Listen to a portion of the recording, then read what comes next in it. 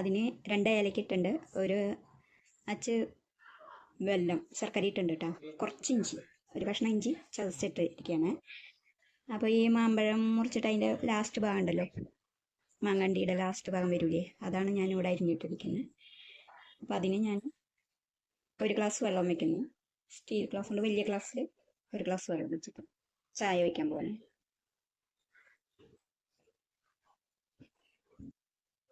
അങ്ങനെ വെച്ചിട്ടുണ്ട്.